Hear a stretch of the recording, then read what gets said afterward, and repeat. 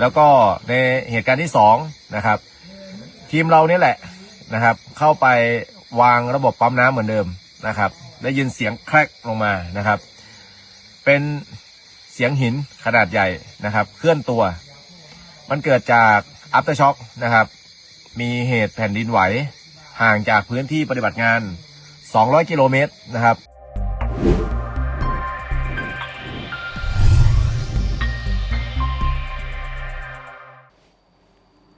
สวัสดีท่านผู้ชมยินดีต้อนรับเข้าสู่รายการช็อกเดอะนิวและมื้อนี้ทางรายการจะมาอัปเดตข่าวด่วน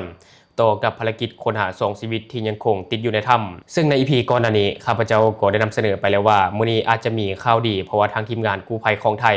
ได้วางแผนที่จะเฮ็ดภารกิจค้นหา2ชีวิตนี้ให้มันสำเร็จก็คือว่าจะนำผู้ประสบภัยทั้ง2คนนี้ออกมาจากถ้ำให้ได้แต่ในตอนนี้ได้เกิดเหตุการณ์พลิกผันครั้งใหญ่ท่านผู้ชมและถือว่าเป็นเรื่องที่บ่มีภัยอยากให้มันเกิดขึ้นในขณะที่ทีมงานกู้ภัยกำลังเร่งมือเพื่อที่จะปิดภารกิจพา2ชีวิตนี้กลับบ้านภายในมื้อนี้แต่ล่าสุดเนาะก็มีรายงานจากทีมกู้ภัยว่าได้เกิดเหตุการณ์แผ่นดินไหวอยู่ไกลกับถ้ำที่ผู้ประสบภัยทั้ง2คนอาศัยอยู่ไปทิศเหนือประมาณ200 กิโลเมตรเท่านั้นท่านผู้ชมซึ่งว่าแห่งสั่นสะเทือนนี้ได้ส่งผลกระทบโดยตรงต่อกับภารกิจกู้ภัยอย่างหลีกเลี่ยงบ่ได้เพราะว่าแห่งสั่นสะเทือนนี้ได้ให้หินอยู่ภายในถ้ำเกิดการทรุดตัวและก็พีพังลงมาในตอนนี้ในหัวข้อต่อไปทางทีมงานจะนำเอาภาพการชี้แจงของหัวหน้าทีมงานกู้ภัยก็คือไอเก่งกาจวงกาวงได้ชี้แจงต่อกับเหตุการณ์ขึ้นมาให้กับท่านผู้ชมได้ทราบนํกันท่านผู้ชมจากเดิมภารกิจนี้ก็ยากและมหาโหดอยู่แล้วยังต้องเฮ็ดเวียกแข่งกับเวลาและเร่งระบายน้ำออกแต่พอมาเจอกับเหตุการณ์แผ่นดินไหวนี้มันคือว่าเป็นการซ้ำเติมมันยิ่งเฮ็ดให้สถานการณ์วิกฤตหนักเข้าไปอีกหินที่สุดโตลงมาบ่เพียงแต่กีดขวางเส้นทางเข้าออกของทีมงานกู้ภัยเท่านั้นท่านผู้ชมแต่มันยังเฮ็ดให้โครงสร้างภายในถ้ำมีความเสี่ยงที่จะถล่มลงมาทุกเมื่อยังบ่พอเท่านั้นท่านผู้ชมล่าสุดมีการรายงานว่าน้ำได้กลับมาท่วมเต็มโถงถ้ำอีกครั้งเฮ็ดให้ความพยายามในการดูดน้ำปิดหัวปล่อยท้ายระบายกลางที่เฮ็ดมาก่อนหน้านี้ต้องพบกับอุปสรรคครั้งใหญ่หลวงเวียกที่ยากอยู่แล้วตอนนี้กลายเป็นยากขึ้นหลายตอนนี้สิ่งที่ทุกฝ่ายเป็นห่วงที่สุดบ่แม่นแต่ความปลอดภัยของผู้ประสบภัยทั้ง2คนที่ติดอยู่ในถ้ำเท่านั้นแต่คือความปลอดภัยของไอ้น้องกู้ภัยทุกๆคนที่กำลังปฏิบัติงานอยู่ศูนย์ประชาการล่าสุดต้องเฝ้าสั่งการเปลี่ยนแผนแบบนาทีต่อนาทีทีมสแกนและทีมปองเทคนิคต้องได้เฝ้าประเมินสถานการณ์ใหม่ทั้งหมดว่าแรงสั่นสะเทือนนี้เฮ็ดให้เกิดรอยแตกรอยแยกได้เพิ่มเติมบ่ซึ่งในตอนนี้ทางทีมงานกู้ภัยลาวไทยและก็ผู้เชี่ยวชาญจากต่างประเทศที่ยังคงปักหลักอยู่ณถ้ำก็ยังคงยืนยันว่าจะบ่ยอมถอยและจะบ่ยอมทิ่มภัยไว้ทางหลังพวกเขากำลังรอท่าให้สถานการณ์นี้นิ่งลงน้อยนึงเพื่อที่จะเปิดแผนลุยภัยพิบัติครั้งนี้ต่ออย่างระมัดระวังที่สุดท่านผู้ชมนี่คือบททดสอบที่ยิ่งใหญ่จากธรรมชาติในวันที่พวกเขาคิดว่าความหวังอยู่ไกลเพียงแต่เอื้อมมือแต่กลับมีอุปสรรคใหญ่เข้ามาขัดขวางและในวินาทีวิตกกังวลแบบนี้สิ่งที่พวกเขาต้องการที่สุดก็คือกำลังใจจากพวกเขาขอให้ทุกท่านที่เบิ่งคลิปนี้อยู่อย่าลืมกดไลค์กดแชร์คอมเมนต์ขอให้ปลอดภัยเพื่อส่งพลังไปถึงเจ้าหน้าที่กู้ภัยทุกฝ่ายที่ปฏิบัติงานอยู่ณถ้ำขอให้พวกเขาผ่านพ้นวิกฤตแผ่นดินไหวครั้งนี้ไปและก็ขอให้พาทุกคนกลับบ้านได้อย่างปลอดภัยถ้ามีความคืบหน้าแนวใดทางรายการจะเก็บมาอัปเดตให้กับท่านผู้ชมได้ทราบตื่นครับผมอัปเดตสถานการณ์นะครับจากข่าวทั่วๆไปในตอนนี้ที่มีการตีข่าวประโคมข่าวจับต้นชนปลายไม่ถูกนะครับในเรื่องของงานที่หน้าถ้ำนะครับที่ว่าหินพังนะครับจริงๆมันไม่ใช่นะครับมีคนไปประโคมข่าวว่าที่ถ้ำเนี่ยหินในโถงถ้ำพังลงมาทับคนที่ปฏิบัติงานยืนยันไม่เป็นความจริงนะครับมันเป็น2เหตุการณ์อย่างนี้ครับเหตุการณ์แรกนะครับน้องในพื้นที่ที่มาช่วยงานมาช่วยภารกิจเนี่ยเข้าไปวางระบบการสูบน้ำและลำเลียงถังอากาศนะครับพักผ่อนไม่เพียงพอนะครับแล้วก็อากาศในพื้นที่ดังกล่าวเนี่ยอาจจะมีปัญหานะครับซึ่งเรายังไม่วิเคราะห์ต้องรอผลจากทางการแพทย์ก่อนนะครับเขาแค่พักผ่อนไม่เพียงพอแล้วก็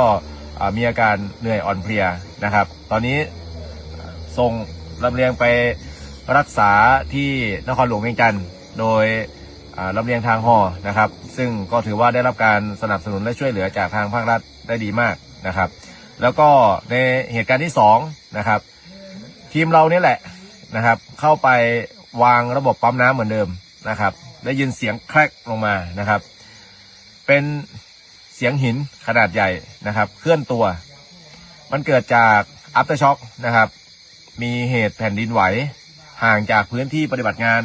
200 กิโลเมตรนะครับคาดว่ามีผลเกี่ยวเนื่องกันนะครับและอยู่ในไทม์ไลน์ช่วงเวลาเดียวกันตอนนั้นมีคนที่ไปปล่อยข่าวว่ามีเหตุการณ์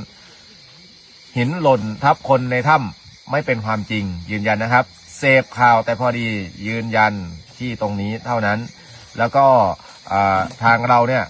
โชคดีที่มีการประเมินจากนักธรณีวิทยาแล้วก็ได้เชิญนักธรณีวิทยา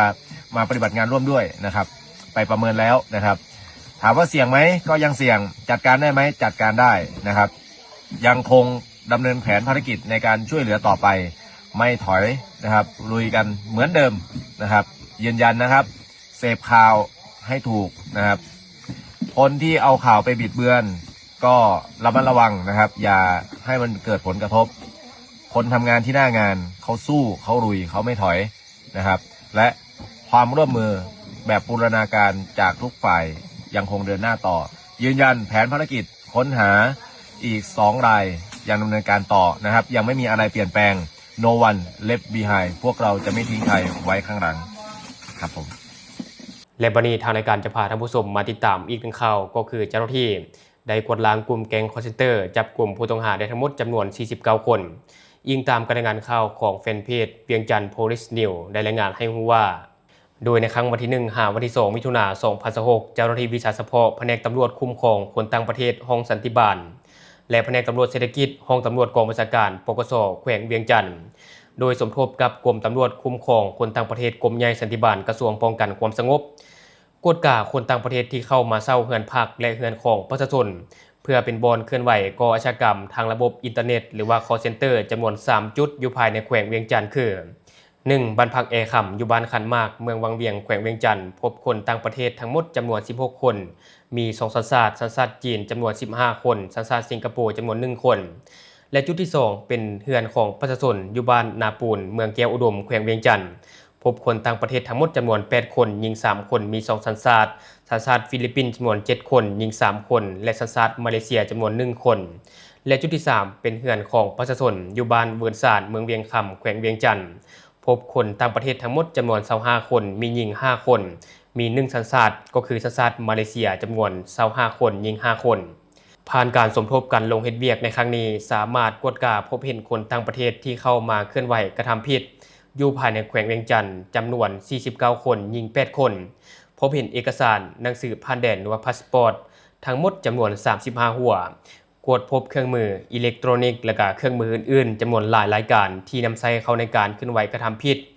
เจ้าหน้าที่วิสาสะเพาะจึงได้กักตัวผู้เกี่ยวพร้อมโดยเอกสารและเครื่องมืออิเล็กทรอนิกส์ต่างๆเพื่อไปดำเนินการสืบสวนสอบสวนตามระเบียบการและกฎหมายภายหลังสมทบกันกฎการสำเร็จกองบัญชาการปกส.แขวงเวียงจันทร์ได้มอบตัวผู้ต้องหาพร้อมกับเอกสารหนังสือผ่านแดนหรือว่าพาสปอร์ตและเครื่องมืออิเล็กทรอนิกส์จำนวนดังกล่าวให้กับกรมตำรวจคุ้มครองคนต่างประเทศกรมใหญ่สันติบาลกระทรวงป้องกันความสงบเพื่อสืบต่อดำเนินคดีต่อผู้เกี่ยวตามระเบียบกฎหมายและทั้งหมดก็คือสิ่งที่ข้าพเจ้าอยากจะนำเสนอในมื้อนี้ก็ถือว่าเป็นเรื่องที่น่าชื่นชมที่ว่าลาวจริงจังในการปราบปรามแก๊งสแกมเมอร์เพราะว่านี่แหละมันก็เป็นปรากฏการณ์ยอดทอของสังคมอยู่ในปัจจุบัน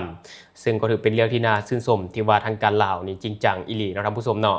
ทุกคนมีความคิดอะไรกับข่าวนี้ก็อย่าลืมคอมเมนต์แลกเปลี่ยนกันได้หรือว่าอยากตำหนิติเตียนอยากประกอบส่วนข้อมูลก็อย่าลืมฝากไว้แล้วทางรายการจะเข้าไปอ่านและก็ตอบแลกเปลี่ยนประสบการณ์นำกันอย่าลืมสนับสนุนกันด้วยการกดติดตามช่องขอขอบใจ